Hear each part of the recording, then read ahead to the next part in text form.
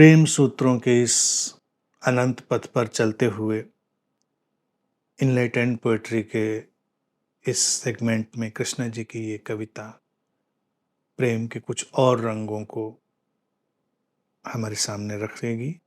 सुनते हैं, कुछ बात करते हैं।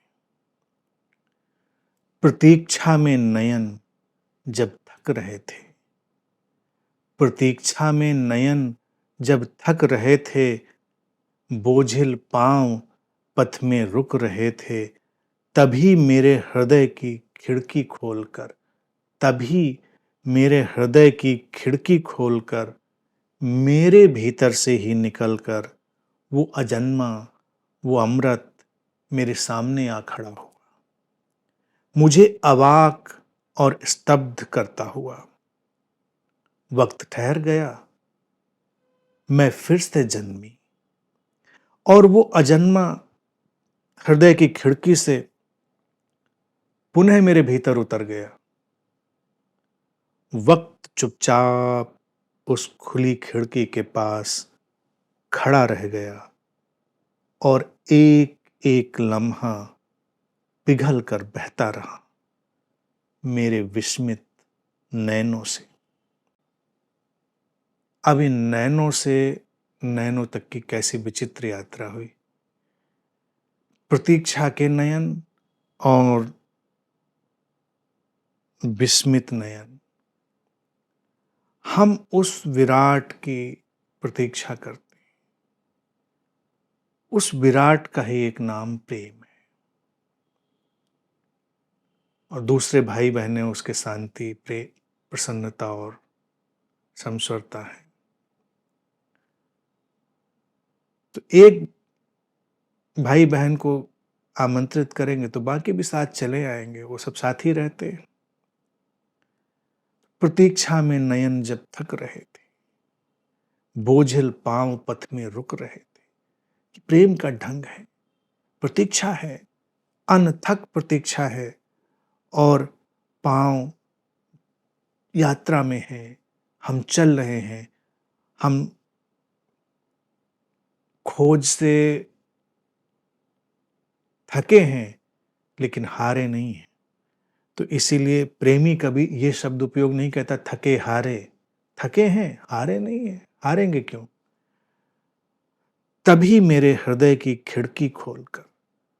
और जब हम इतनी प्रतीक्षा में, इतने धैर्य में चलना सीख लेते हैं तो हमारे अंतरतम में कुछ खुलता है और उस खुलने से मेरे भीतर से ही निकलकर वो अजन्मा, वो अमृत मेरे सामने आ खड़ा हुआ। अब ये विराट भी है, ये प्रेम भी है। अभी भी प्रेम सूत्र में हमने यही शब्द उपयोग किए, वो अमृत। तो वो मेरे भीतर से ही निकलता, किसी और के भीतर से नहीं निकलता है। प्रेम को अक्सर हम दूसरे का सीना फाड़ के निकालने की कोशिश कर रहे होते हैं। वो हमारे ही हृदय की खिड़की खोलकर, खिड़की खोलेगा, सीना फाड़ेगा नहीं। जैसे लोगों को लगता है सीना फाड़ के हमको दिखा दें, नहीं। खिड़कियां खुलती हैं, वातायन खुलते हैं, झरोखे खुलते हैं। प्रेम प्रेम से काम करता है ना। अब जैसे वो पता नहीं किस विचित्रता में किसी ने वो कविता लिखी कि हनुमान जी रामचंद्र जी से इतना प्रेम करते थे और ऑब्वियस है सीता जी से भी। किसी ने कहा तो उन्हें सीना फाड़ के दिखा दिया कि देखो मेरे हृदय में राम और सीता ही बसते हैं। वो फोटोएं भी बनती हैं ना उस तरह की, सीना फाड़। ये फाड़ना, तोड़ना, निचोड़ना, घसीटना, चीरना, ये प्रेम का काम थोड़ा ही है। प्रेम इस भाषा का और इस तौर तरीके का इस्तेमाल भी नहीं करता है। प्रेम कोमल है, धीरे से खिड़की खोल देता है, वो धीरे से एक पर्दा सरका देता है,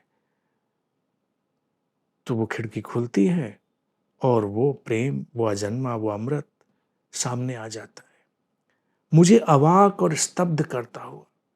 हमारे पास शब्द नहीं रहते, हम ठहर जाते हैं, क्या कहें। अब वो हमारे जीवन पर अपना काम करेगा।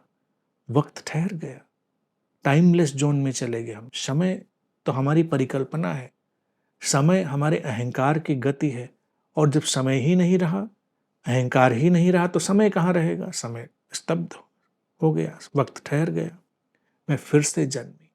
और उस ठहरे वक्त से, उस विगलित हो गए अहंकार से हमारा फिर से निर्माण होता है। हम द्विज होते हैं, हम दोबारा जन्मते हैं। यही है दोबारा जन्म लेना।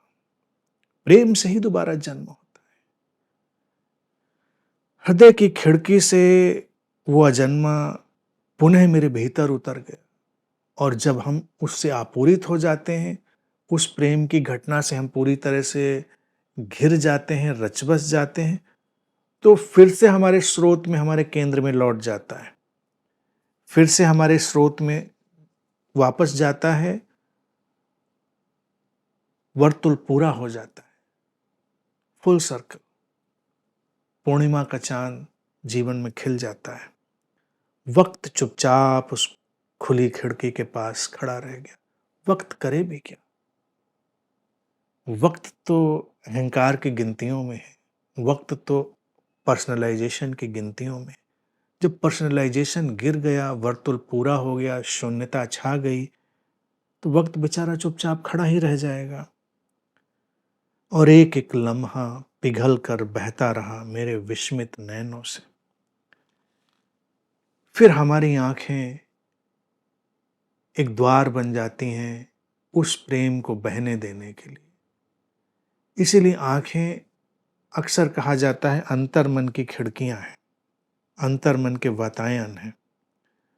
और ये अंतर्मन के वातायन, ये अंतर्मन की खिड़कियां, ये अंतर्मन के सारे जो द्वार दरीचे हैं, ये हमारी आंखों से झांकने लगते हैं।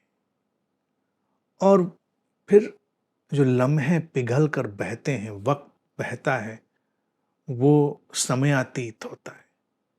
प्रेम के क्षण हमें समयातीत बना देते हैं।